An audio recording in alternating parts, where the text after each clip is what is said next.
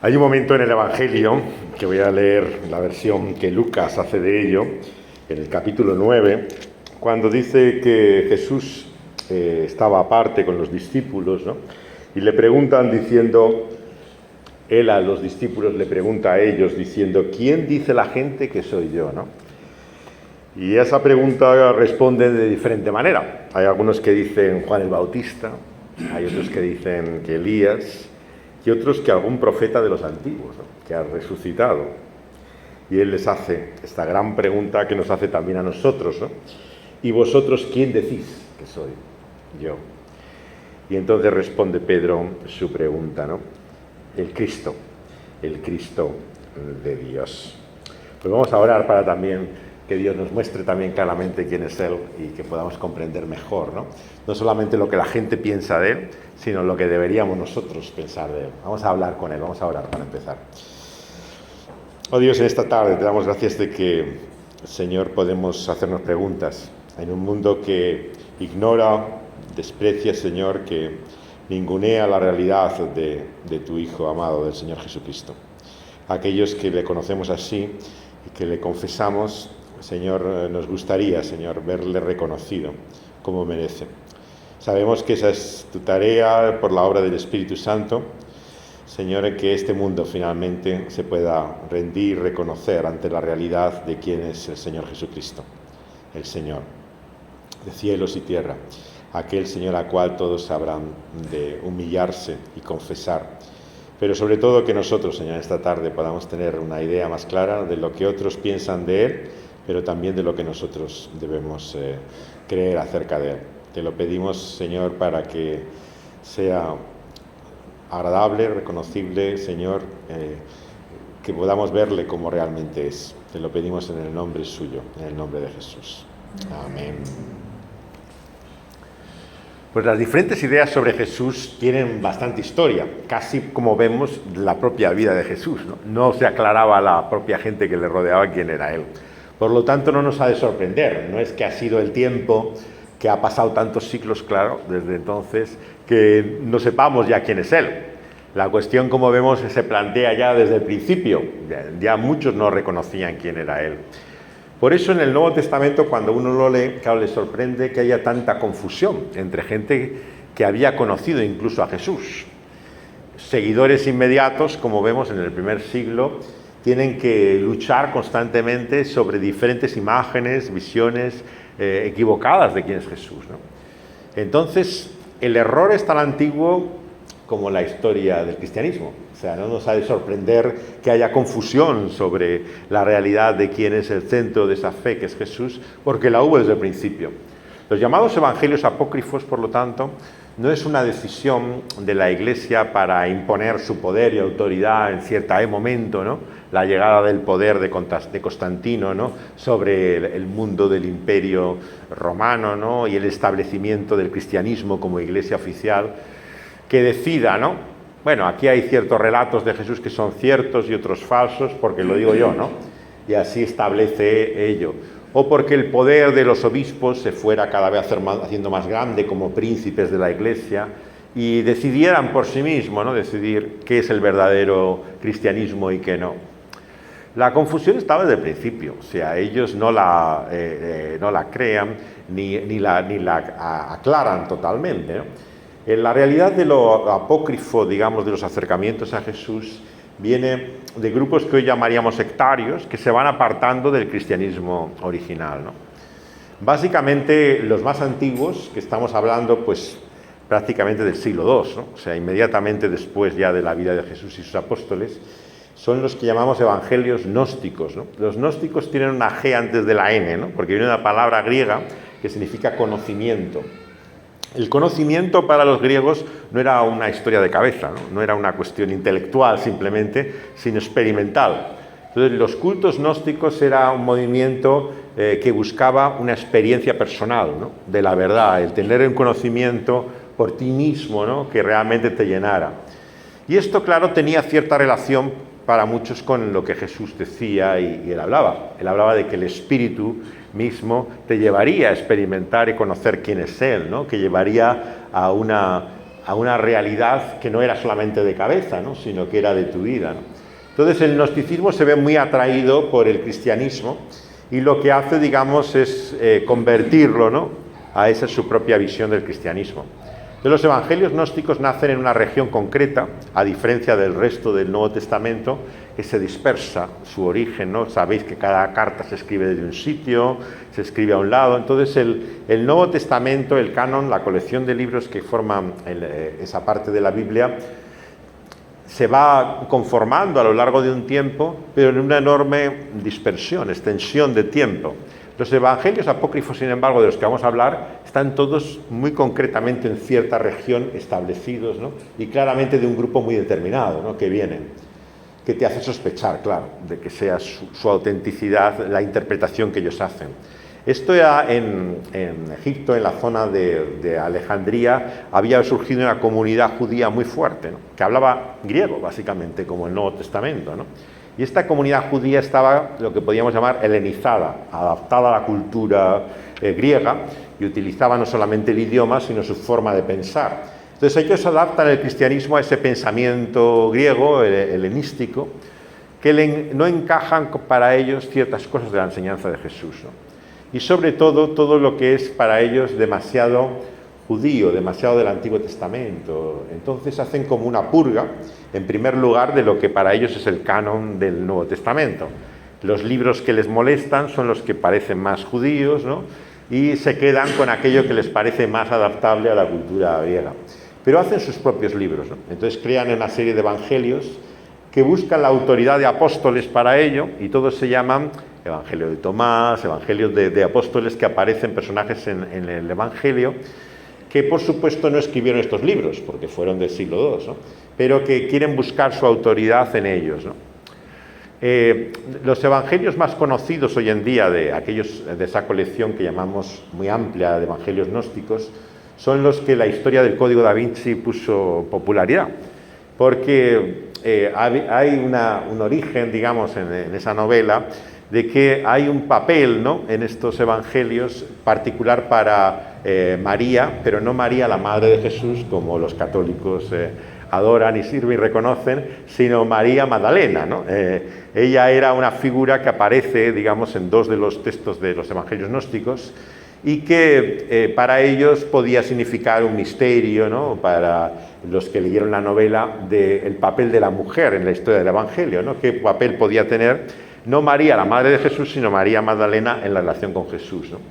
Entonces, básicamente para eso busca dos textos aislados. El problema de estos evangelios, que aparecen en la arena del desierto, muy bien preservados en general, pertenecían como a una especie de biblioteca que estaban ahí, que llamamos Nag Hammadi, que era el lugar donde estaba, ¿no? Esto es en los años 50, en la época de los rollos del Mar Muerto, ¿no?, cuando se descubre, ¿no? El otro evangelio que tiene mucha publicidad justo después, ¿no?, es el que llamamos Evangelio de Judas, ¿no?, que también, según este texto, Judas no es como los evangelios nos quieren presentar. Judas, en realidad, para ellos hace un buen papel en la historia, porque al entregar a Jesús realmente está haciéndole un favor y cumpliendo el propio propósito de Jesús, ¿no? Entonces el evangelio de Judas, ¿no?, sugiere, ¿no?, que al entregar a Jesús a esa muerte terrible, ¿no?, que recordamos cada Semana Santa, ¿no?, lo que le está haciendo es cumplir la misión y propósito con el cual Jesús había venido, y por lo tanto él es el bueno de la historia y no el malo, ¿no?, como se le ha presentado, ¿no? Pero el problema del evangelio de Judas, ¿no?, y el evangelio en el que se basa el Código da Vinci, sobre todo en su especulación de María Magdalena, es que son fragmentos, trocitos pequeños. Esto podéis imaginaros como un puzzle. No sé si alguna vez habéis hecho un puzzle, pero esto es más pequeño aún que la pieza de un puzzle. O sea, tiene como un trozo de letra, de palabra, pero no forma ni siquiera una palabra entera. Entonces, claro, de por sí es difícil saber cuál es el texto del que estamos hablando, porque claro, es como un puzzle que uno empieza a reconstruir y puede sacar diferentes textos a partir de ahí, según cómo lo hace, ¿no? Entonces, no es que se despreciaran en los años 50 ciertos evangelios, como os he sugerido, es que no se podía leer, eran tan sumamente pequeños los trozos, ¿no?, y tan difíciles de unir, que no formaban frases coherentes. Entonces, todo lo que supuestamente dice de María Magdalena, la mayor parte de ello se lo han inventado. Claro, lo único que leemos coherentemente habla de un beso, que es de lo que especulan, por ejemplo, que podía haber una relación entre Jesús y María, porque hay un beso por ahí, entonces el beso tendría que ser entre ellos, ¿no? Y así está como en esa lógica aplicado mucho del texto que no se conoce de ellos. Los evangelios gnósticos tienen mucho de los evangelios que leemos aquí en la Biblia, o sea, gran parte del texto son las palabras de los evangelios repetidas por ellos, ¿no? Seleccionadas, las que parecen, y luego filosofía típicamente gnóstica, añadida al mensaje de Jesús.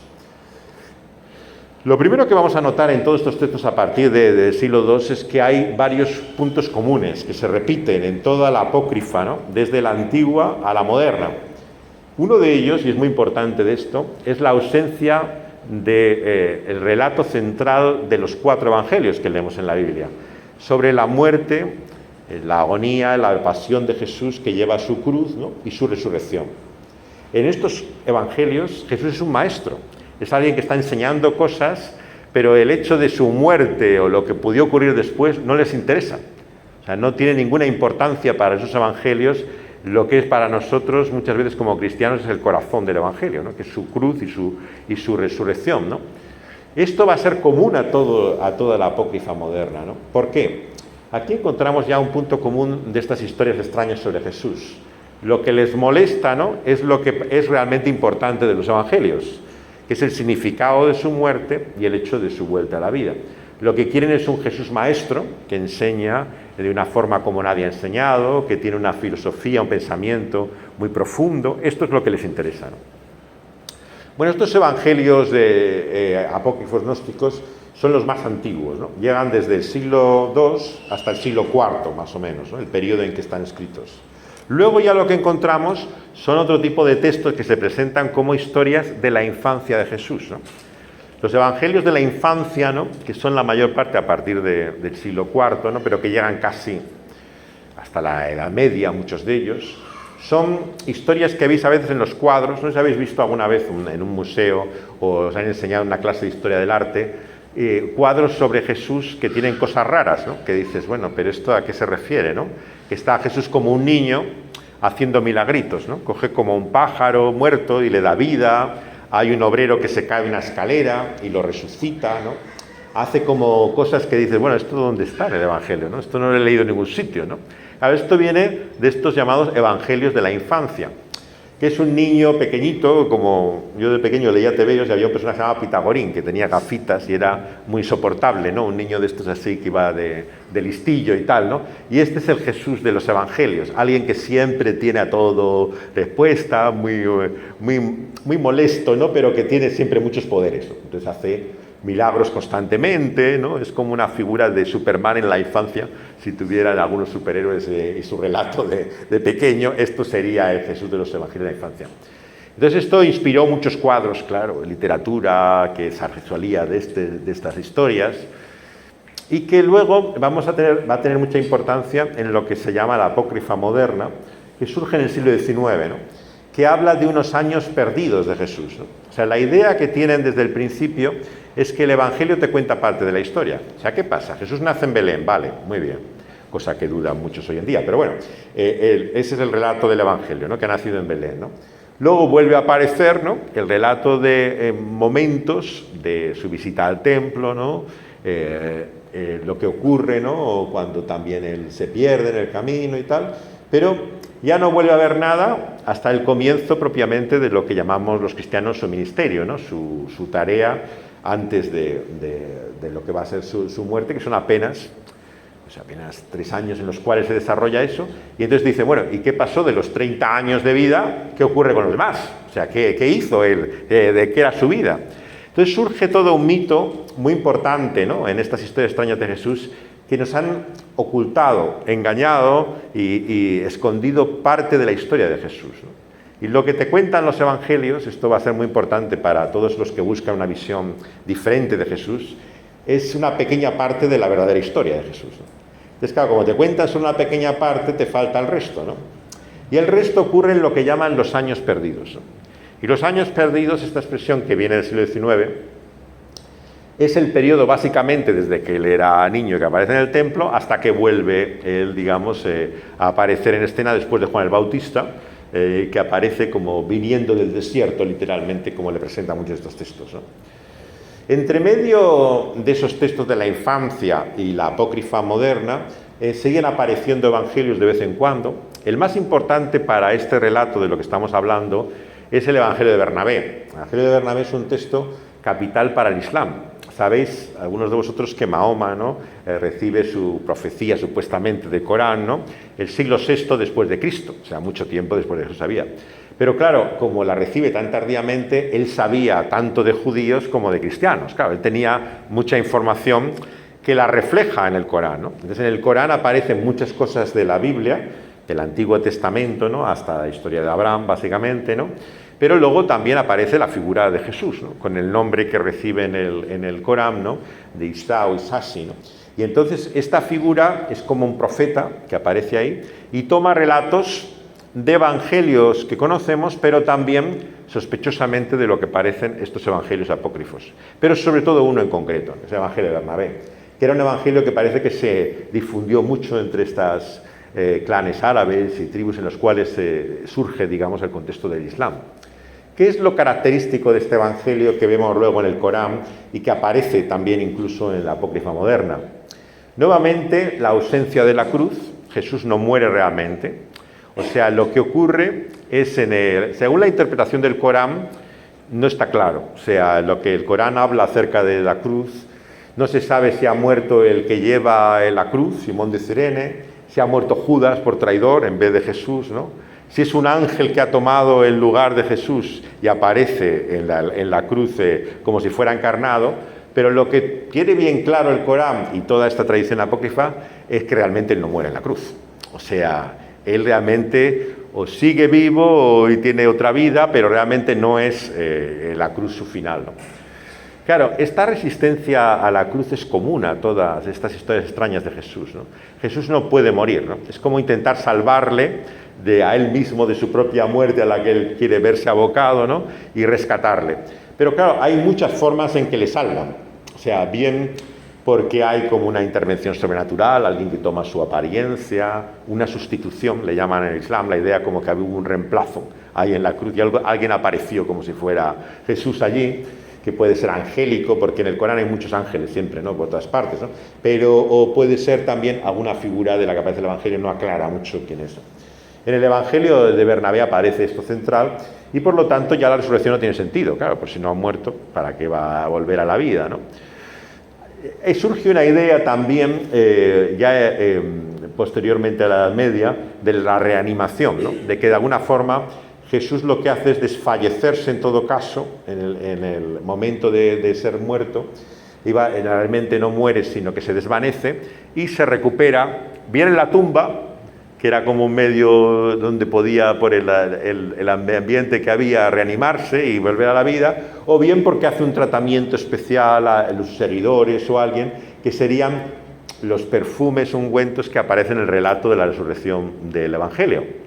Esto en realidad podían ser como las medicinas, digamos, que utilizaban para reanimarle y recuperarle de la muerte. Esa historia, que aparece luego en muchas versiones, ¿no?, se atribuye a veces a los esenios, como que fueran una especie de especialistas en estas cosas, porque hay una serie de textos en el siglo XIX que presentan a Jesús básicamente como un curandero, ¿no? Era alguien que hacía milagros de sanidad, de curación. ¿Y cómo? Según dicen estos textos del llamado Evangelio de los Esenios, porque sabía técnicas, ¿no?, de las hierbas, de cómo curar lo que fuera, y entonces esto explica también su reanimación, pero explica sus milagros de sanidad. El Evangelio, por ejemplo, de los Esenios es un relato de un polaco que dice haber encontrado, todos lo dicen haber encontrado en los sótanos del Vaticano, ¿no? Ahí, por lo visto, están todos los misterios escondidos, ¿no?, que nunca nadie puede ver, pero hay alguien siempre que se cuela de alguna forma y entra y logra descubrirlo, ¿no? Y en este caso era el polaco que encuentra supuestamente el texto de los Esenios y que va publicando por partes. Publica en los años 70, publica del siglo pasado, publica una parte, llega a publicar a los 80... Y cuando le preguntan dónde está el texto del original, en todos estos relatos siempre está ausente. Había un texto en un monasterio en Monte Cassino, en Italia, pero vaya, qué pena. Vino el bombardeo de la Segunda Guerra Mundial, se destruyó el monasterio y se perdió el texto. Está también otra copia, supuestamente, en una biblioteca nacional de Viena. Y ha ido mucha gente a preguntar el texto del Evangelio, pero también se ha perdido. La biblioteca es muy grande o lo que sea, pero nadie encuentra nunca dónde está el texto ese, ¿no? O sea, siempre hay como indicaciones de dónde podría venir, pero nunca nadie las ve, o sea, nunca nadie lo encuentra. Es muy parecido, claro, a los textos que encontramos de muchos grupos sectarios, ¿no? El Libro del Mormón, ¿no? Que no existe en ninguna parte, nadie lo ha visto más que él, ¿no? Cuando lo traduce, todos estos textos sagrados de los que salen muchos cultos, ¿no? Nunca hay un texto original que poder ver, comparar, ¿no? Cómo era originalmente, en qué idioma estaba, ¿no? O sea, realmente no lo conoce más que el que lo ha publicado, ¿no? Entonces, en ese mundillo de oculto, escondido, ¿no? Sale la historia tal vez más popular, ¿no? de los últimos años de las historias extrañas de Jesús, ¿no? Que es la vida desconocida de Jesús, como se le llama al principio, un relato de un ruso que se llamaba Nikolai Notovich. Este ruso vivía en Francia, escribía en francés y de hecho era periodista, había ido a las guerras de Crimea, unas guerras de Napoleón que había tenido ahí, y él cuenta que en sus viajes, porque es una época esta, ¿no? En que empiezan a viajar por todo el mundo, llega al Tíbet. Ojo que ahí está gran parte de los misterios de estas historias extrañas de Jesús, ¿no? En el Tíbet, ¿no? Y estando en el Tíbet entra en un monasterio por un accidente, va a caballo, se cae, y entonces le llevan para socorrerle a un monasterio en lo que sería Lhasa, una ciudad que no existía, bueno, hasta posteriormente, pero bueno, en lo que él sitúa más o menos el lugar donde había habido, ¿no? Entonces él allí se está recuperando y la figura que era, como diríamos en lenguaje católico, el prior, ¿no? La figura que gobernaba el monasterio, ¿no? Le empieza a contar una historia de un personaje que tiene un nombre parecido a Jesús en el Corán. Si uno se llama Isa, el otro Isasi, pero la historia empieza a recordar todo a elementos del Evangelio, ¿no? Entonces el tipo dice, oye, ¿esto qué es, no? O sea, ¿qué historia es esta? ¿Historia que lo quiere llevar? Y entonces busca a alguien que le traduzca lo que el texto que le trae este monje tiene y saca este libro que publica en Francia como La vida desconocida de Jesús, ¿no? Este texto fue traducido al español y a muchísimos idiomas ya en el siglo XIX, ¿no? Era un viaje increíble, sorprendente, ¿no? De Jesús por todos los países, naciones del mundo antiguo, ¿no? Aprendiendo técnicas que son de religiones ocultas, sabiduría escondida durante siglos, ¿no? Que es lo que va conformando el pensamiento de Jesús, ¿no? Entonces todo lo que te va contando es un relato de iniciación de él en muchos cultos, religiones, que va yendo hasta acabar, digamos, incluso en la zona del Tíbet. Pero en esta versión original él vuelve, o sea, él llega aquí, no se muere, como luego se dirá que murió en Cachemira, ¿no? Y de allí, ¿no? En esta versión original él vuelve y entonces comienza la historia original. Sospechosamente, muy cercanamente en la fecha, hay un capellán de la Guerra Civil Americana, la guerra que hubo en el siglo XIX, protestante, ¿no? Pero de ideas extrañas, ¿no? Y que se introduce en el tema casi del espiritismo, se pone muy de moda. En el siglo XIX surge el espiritismo moderno, ¿no? La idea de tener contactos con espíritus y tal. Y entonces este hombre dice recibir una revelación por vía, diríamos, espiritista, ¿no? De canalización de la vida auténtica de Jesús, ¿no? Durante esos mismos años. Eso es lo que llamamos el Evangelio de Acuario. Esto en la época de los hippies, ¿no? Cuando en los años 60-70 se convierte en un tema de referente, ¿no? Para ellos de la historia de Jesús. Les interesa Jesús como el Jesús del Evangelio de Acuario, ¿no? También es muy importante ese texto, por ejemplo, para los negros americanos que se desvían del cristianismo al Islam. En el Islam había siempre la idea, la hay todavía, ¿no?, de que los evangelios son falsos. Los 4 evangelios que tenemos están manipulados, están hechos para darnos una idea que no es él realmente. Entonces el verdadero evangelio, estos afroamericanos, llamamos ahora, ¿no?, negros americanos, dicen que está en el Evangelio de Acuario. Este es el auténtico, ¿no? Y entonces lo que hoy llamamos la nación del Islam, Panteras Negras en su versión terrorista, violenta de aquella época, les encantaba el Evangelio de Acuario, porque era el Evangelio verdadero, la auténtica historia de Jesús que aparecía, ¿no? Muy parecida a la vida de Notovich, cuenta como un viaje también por todas las partes. Hay variaciones siempre en los 2 libros, ¿no?, en cuanto a los lugares, y está lleno de anacronismos. Nombra ciudades que no existían entonces, todo tiene como puntos extraños para comprobar, ¿no? O sea, el idioma en el que le hablan los monjes budistas no es el idioma en el cual se expresan estos textos religiosos, cómo podía estar en ese idioma, todo está lleno de interrogantes. Hay dos profesores que tienen curiosidad, como hay a veces gente que somos así de rara, ¿no?, que le da por intentar investigar la verdad de esto, ¿no? Y entonces se van allí mismo, a la India, a ver si esto que dice este hombre tiene alguna verdad, ¿no? Y hay un profesor de la Universidad de Oxford y otro de la India, ¿no?, que va a visitar el supuesto monasterio donde él ha visto todo esto para ver la realidad del relato de él, ¿no? Bueno, el relato que más conocemos, que es el del profesor de Oxford, ¿no?, que lo publicó luego en una publicación académica, ¿no?, nos cuenta cómo llegó a ese monasterio. Les contó que efectivamente alguien había estado allí, no como él contaba por un accidente, sino por otra razón, pero había estado allí. Y cuando le dijo lo que había descubierto en el monasterio, el relato, ¿no?, el monje budista le dijo mentiras, mentiras y nada más que mentiras, ¿no? No reconocía nada de la historia de lo que estaba contando. Todo, según el monje que llevaba este monasterio, se lo había inventado, ¿no? Nada de eso existía ni de llano tacto. Luego ellos analizan, claro, estos profesores analizan todos estos errores históricos que tenían los libros, ¿no? Cómo no encajaba, ¿no?, el relato con lo que se conoce de la historia antigua, ¿no? Pero como todas estas cosas, la respuesta académica no llega a la mayor parte de la gente. O sea, esto es una cosa de especialistas en la universidad que se dedican a estas cosas y contestan, y la mayor parte de la gente sigue creyendo que hay una verdad detrás de estos evangelios que se siguen reeditando una y otra vez, ¿no?, y traduciendo a todos los idiomas y con una enorme difusión, ¿no? De tal forma que llegan a adquirir, claro, un creciente prestigio, ¿no? La apócrifa moderna empieza a aparecer ya cada vez más una visión alternativa a los cuatro evangelios verdaderamente aceptable, ¿no? Al llegar, claro, ya al siglo XX esto se multiplica sobremanera, ¿no?, pero en ciertos periodos de tiempo, sobre todo, ¿no? O sea, las historias extrañas de Jesús se van desarrollando a partir del siglo XIX. Primero hay un movimiento muy fuerte en el siglo XIX y principios del XX de hacer libros sobre la vida de Jesús.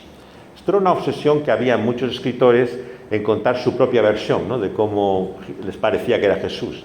Y las vidas de Jesús más famosas pues son de Renan, una vida francesa, bueno, es una lista interminable, ¿no? Prácticamente podemos decir que cada generación tenía escritores que de alguna forma querían dar su propia vida de Jesús.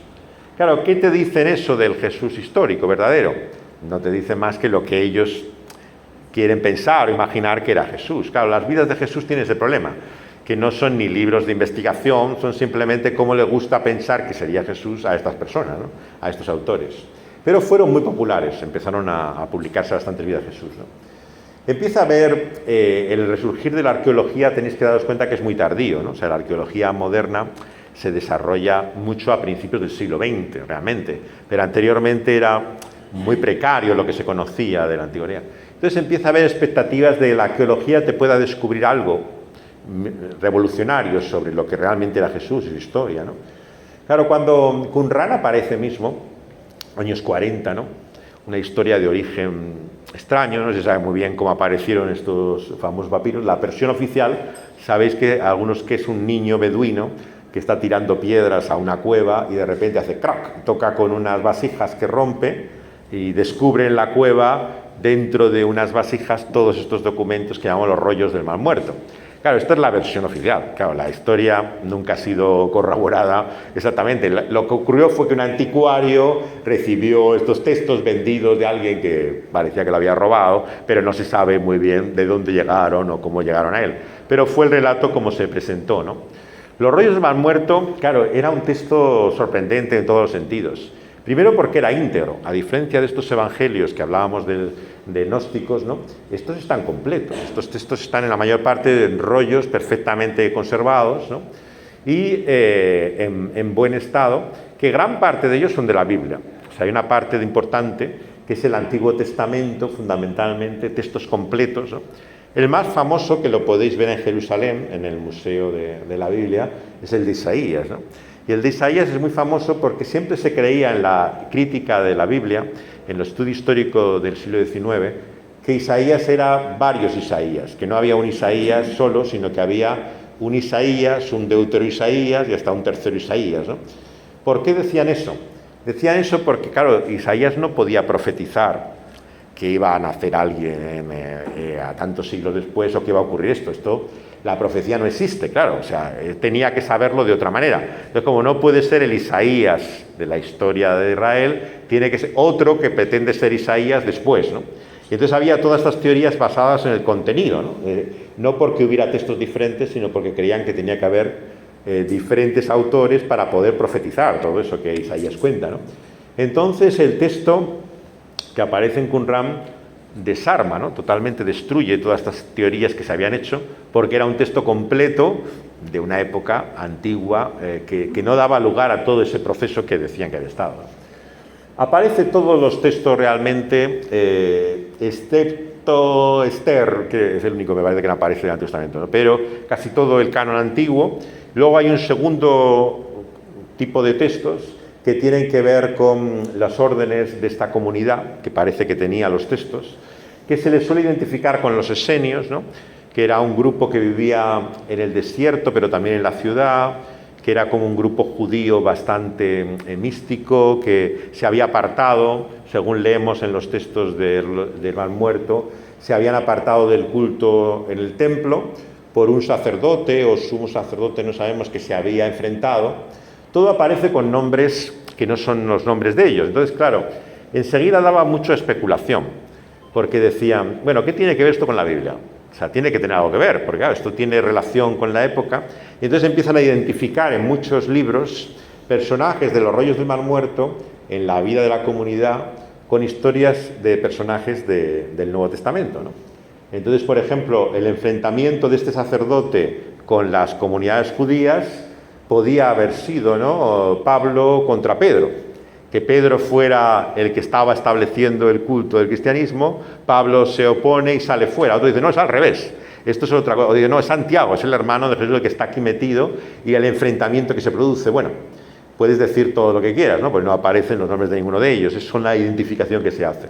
Estos textos te cuentan básicamente cómo la comunidad se crea a partir de una rebeldía de un sacerdote que se va a formar esta comunidad fuera, porque hay muchos esenios en la ciudad. En Jerusalén se pueden ver restos de lo que había comunidades dentro de la ciudad, ¿no? Pero se ve que este hombre se había apartado y tenía, lo particular de esa práctica de ellos es que no es que se lavaban mucho solamente, sino que hacían como, parecían bautismos continuamente, o sea, tenían como, parecía cisternas, fuentes de agua, donde hacían continuamente como actos rituales, se cree que son rituales, claro, vete a saber, igual era simplemente su piscina o la bañera. Claro, todo esto no viene explicación exactamente de a qué se dedicaba eso, es lo que los arqueólogos y la historia intentan pensar que podían ser estos espacios, ¿no?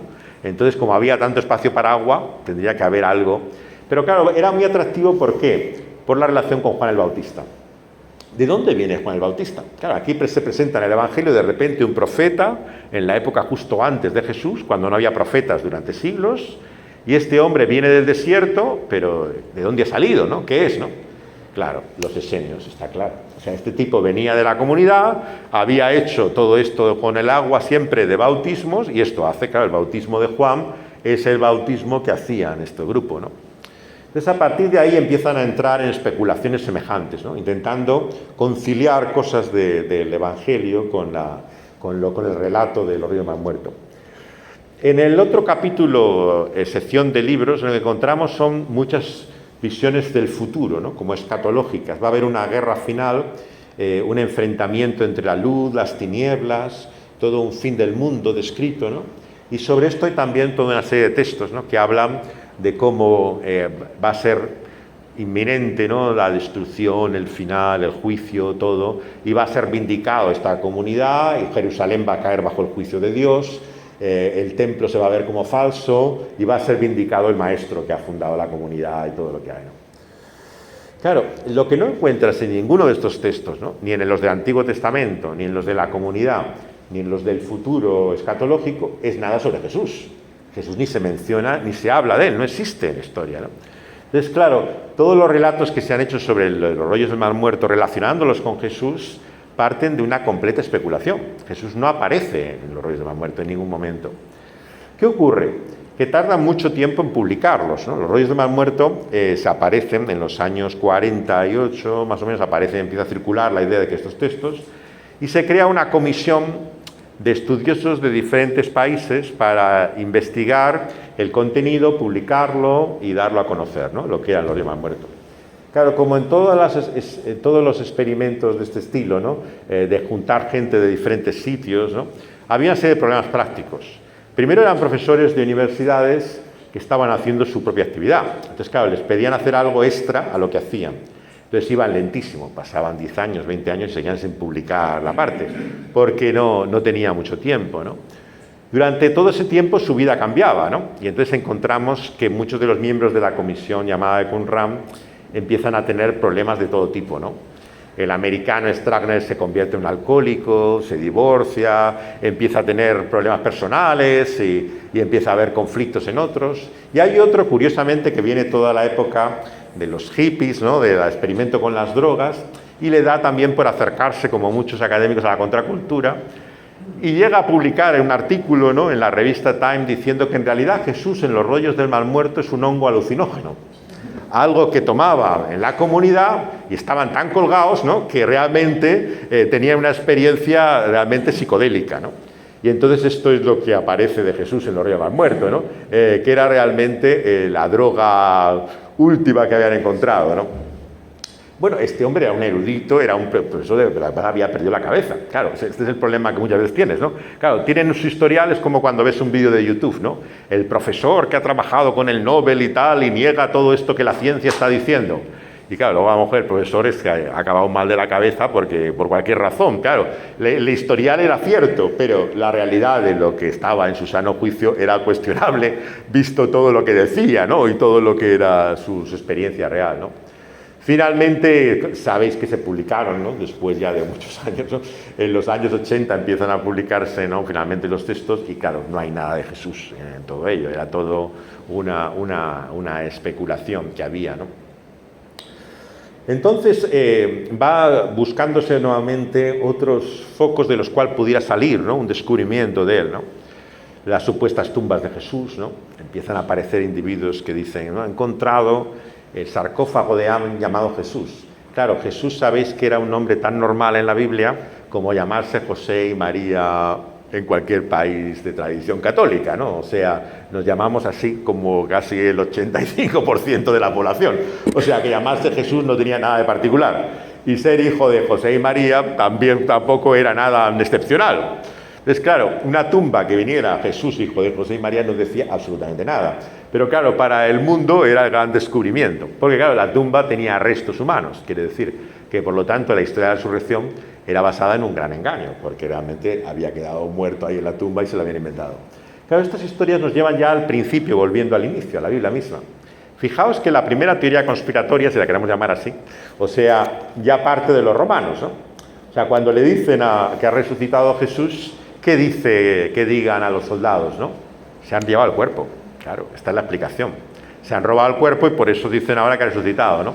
Entonces, claro, esto no es ningún descubrimiento moderno. Claro, que esto está en la Biblia. O sea, ya te cuenta que había explicaciones alternativas para intentar dar a razón de la resurrección. Y la primera y más evidente era que el cuerpo se lo habían llevado. Claro, el problema del robo, de la teoría del robo, ¿cuál era? Si el cuerpo se lo habían llevado, ¿no? Y lo han hecho esconder, ¿no? ¿Por qué luego, cuando realmente hay toda esta persecución del cristianismo, ¿no? y se pone en juego la vida de estas personas, siguen manteniendo este engaño? O sea, no tiene sentido. Si realmente ellos pueden revelar qué ha pasado con Jesús y el engaño de la resurrección, lo más lógico es que alguien se hubiera ido de la lengua y hubiera contado, no, es que esto lo montamos nosotros para explicarlo, pero realmente no era así. Pero claro, no hay ningún relato, ¿no? En la antigüedad que se descubriera semejante engaño. Al contrario, dan la vida estos discípulos por causa de la realidad de que Jesús vive, de que Jesús es una realidad presente para ellos en su resurrección, ¿no? Y todavía para nosotros hoy. Entonces, claro, siempre encontramos varios puntos en común para que veamos algo en su conjunto, ¿no? En todos ellos. Hay tantas historias extrañas, claro, que podríamos estar aquí mucho tiempo hablando de muchas de ellas, ¿no?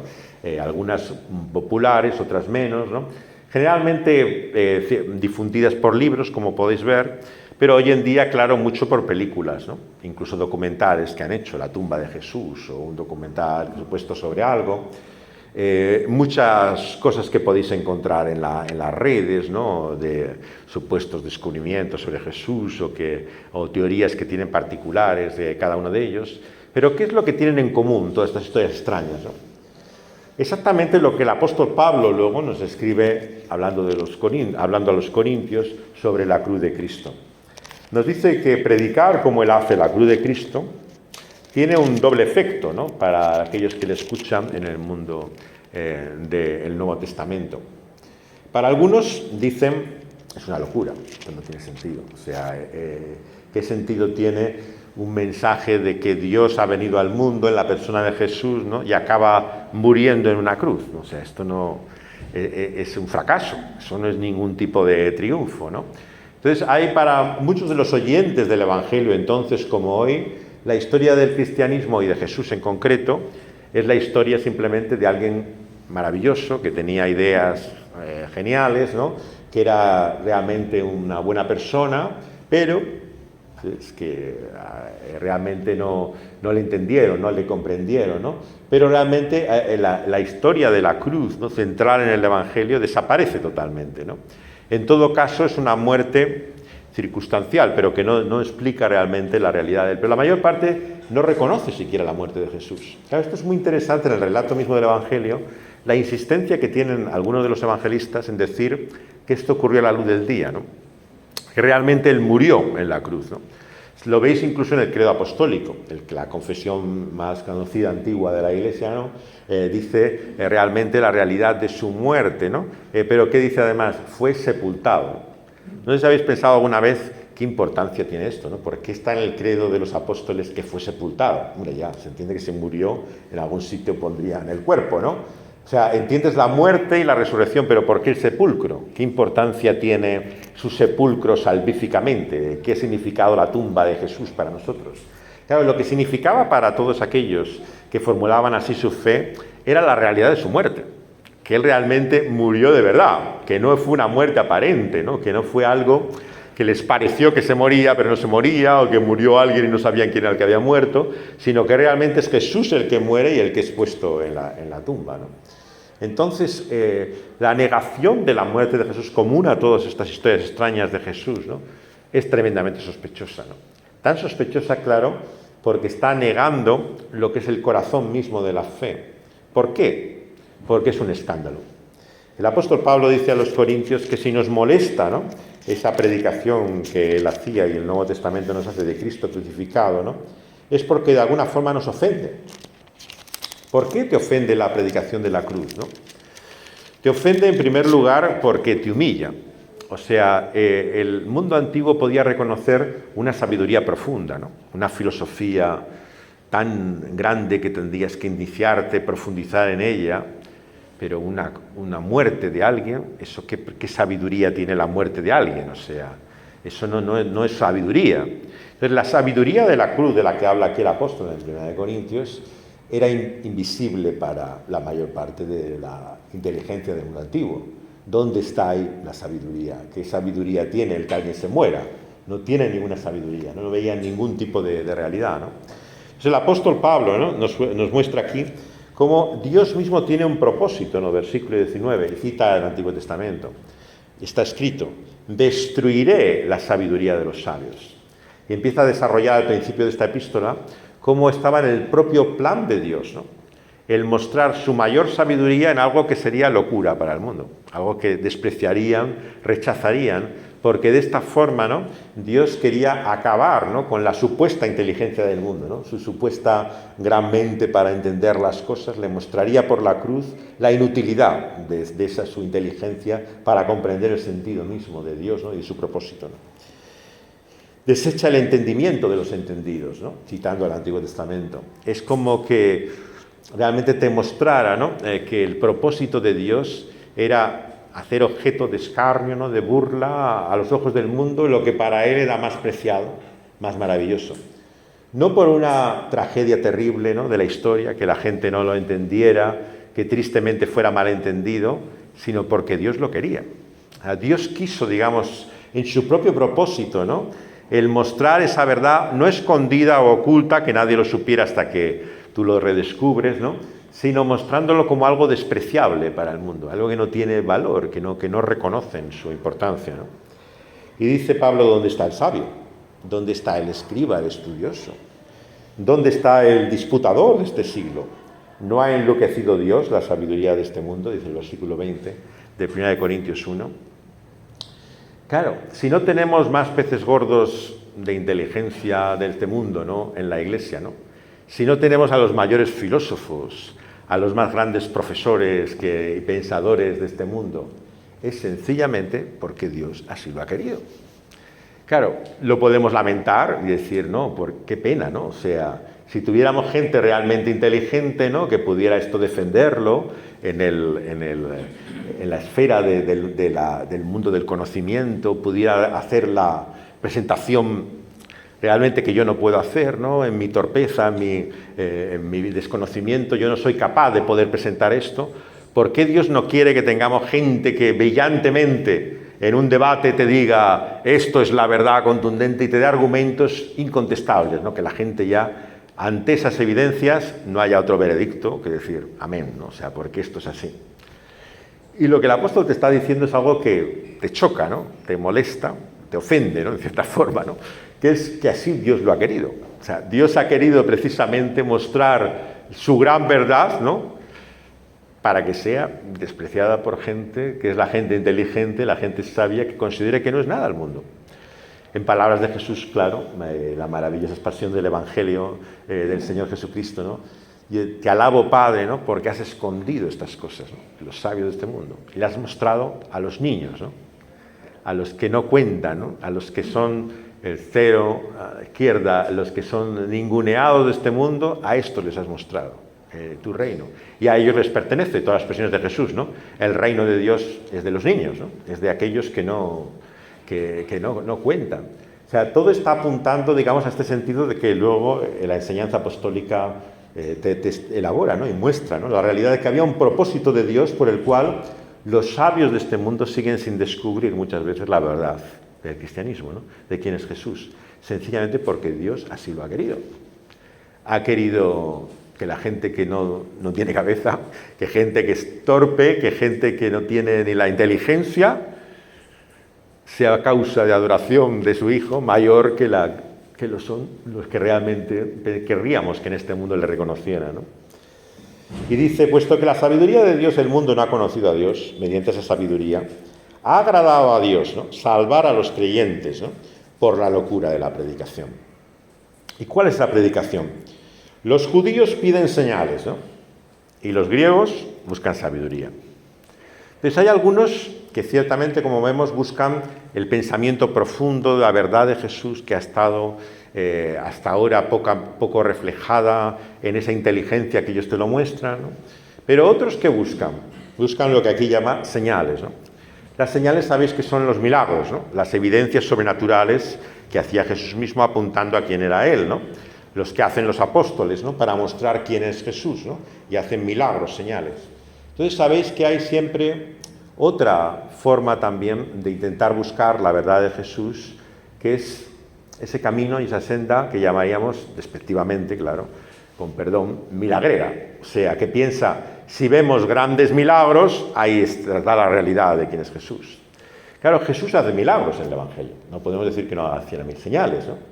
Pero nunca eran suficientes, ¿no? Recordáis como Jesús dice, bueno, es que no vais a tener ya más señal que la señal de Jonás, ¿no? La señal que tuvo, ¿no?, la reina de Saba, ¿no? ¿Qué vais a esperar? ¿Qué demandáis de señal más? ¿Qué más queréis que os haga, ¿no? Y en el propio Evangelio Jesús mismo te muestra que Él ya ha hecho suficientes evidencias, pero que el problema no son la falta de evidencias. El problema es que ellos se han propuesto en su corazón no querer en Él, ¿no? No aceptar esas evidencias, ¿no? Claro, esta es la explicación por la cual lo que necesita muchas veces la persona no es un milagro en su vida increíble y portentoso que de repente se le abran los ojos y diga, es verdad esto, y creo en ello, ¿no?, por el milagro. O sea, Jesús te muestra que ese tipo de cristianismo milagrero, ¿no?, nunca tendrá la capacidad de poder cambiar la vida de una persona, ¿no? De poder darte a entender quién es Jesús, ¿no? Te puede parecer a ti, cuando lo echas de menos, ¿no? Cuando te gustaría, bueno, ya quisiera yo que Dios hiciera un milagro, y entonces sí creería, ¿no? Tendría las razones para creer, ¿no? Pero Jesús nos engaña, Jesús ve los corazones de la gente, ¿no? Se da cuenta cómo son los seres humanos y dice, por muchos milagros que hiciera, es que no creeríais, ¿no? Me seguís por los milagros, pero realmente no conocéis quién soy yo en realidad, ¿no? Claro, ¿qué es lo que comenzábamos en este texto diciendo? La gente dice que era Jesús. Básicamente un profeta milagroso, Elías, claro. Elías, de todos los profetas del Antiguo Testamento, es el que más milagros hace.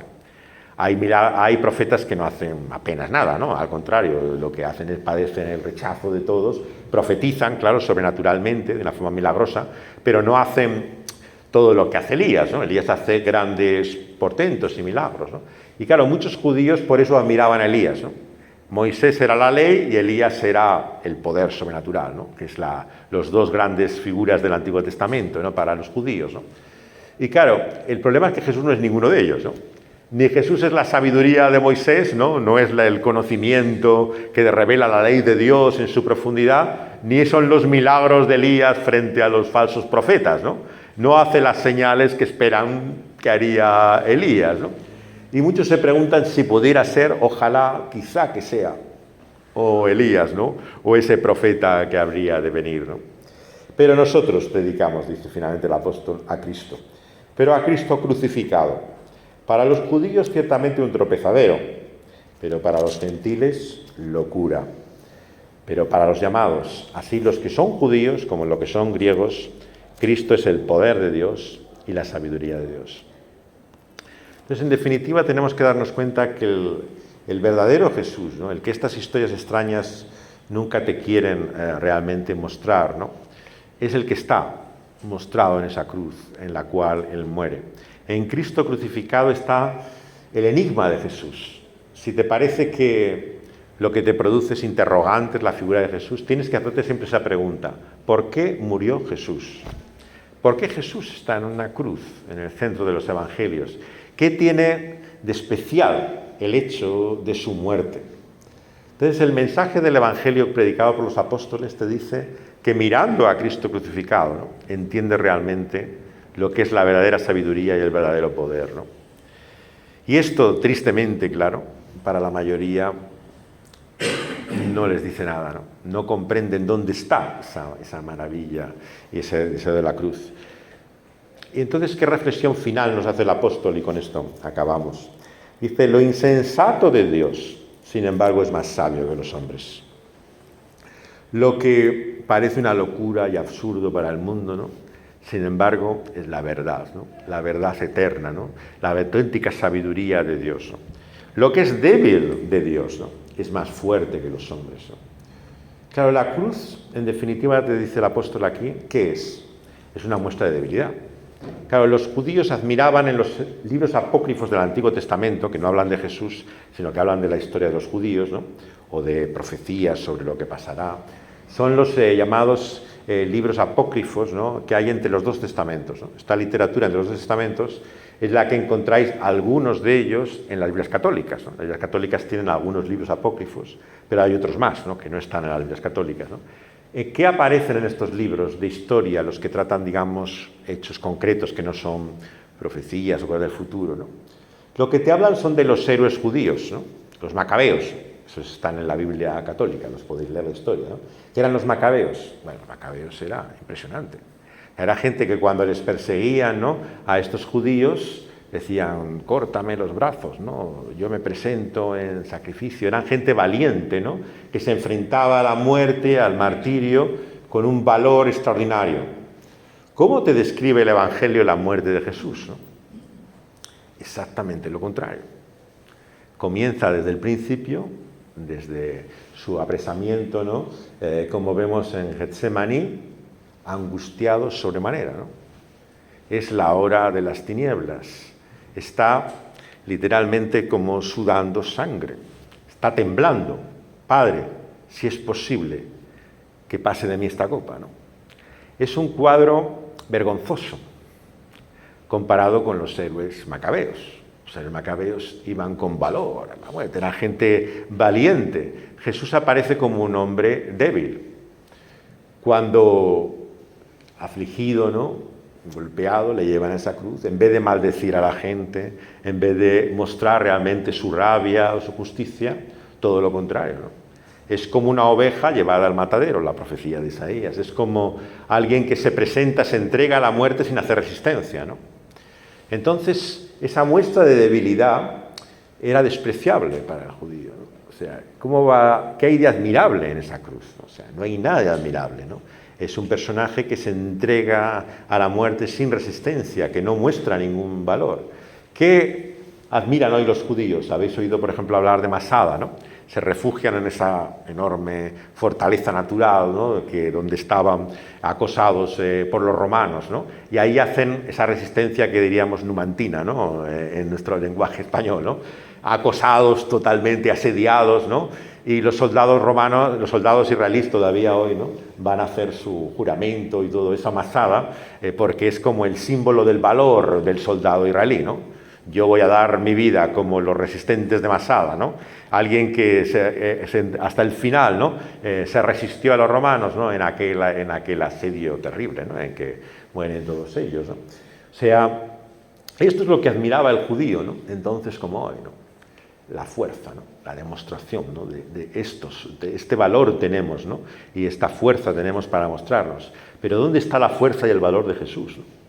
Jesús es un personaje que aparece como apocopado, ¿no?, totalmente débil, ¿no?, difícil de admirar desde el punto de vista, ¿no?, del que busca esa expresión de valor, ¿no? Sin embargo, lo que es débil de Dios, dice, es más fuerte que los hombres. Y concluye el apóstol: mirad, hermanos, nuestra vocación o llamamiento, que no sois muchos sabios, según la carne, no sois muchos poderosos, ni muchos nobles.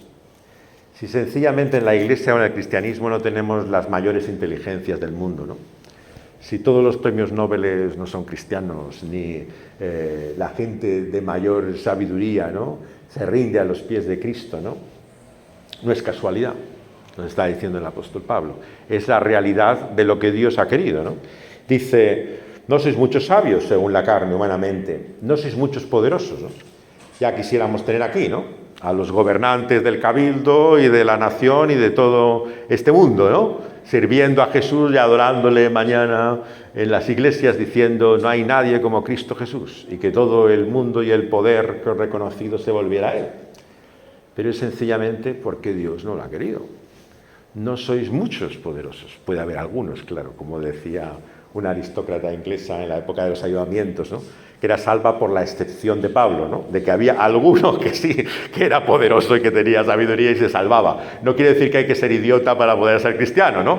Hay gente que es inteligente y algunos lo son, ¿no? Gracias a Dios por ello, que algunos lo son, ¿no? Pero no muchos, ¿eh? No nos engañemos. Hay pocos, ¿eh? Hay pocos, ¿no? Pocos con poder y pocos que son sabios, inteligencia, ¿no? Pero esto no es casualidad, ¿eh? No es mala suerte, no es que no tengamos la habilidad o la capacidad, ¿no? Es que porque Dios lo ha querido, sencillamente, ¿no? No somos muchos sabios, ni muchos poderosos, ni muchos nobles y reconocibles, ¿no?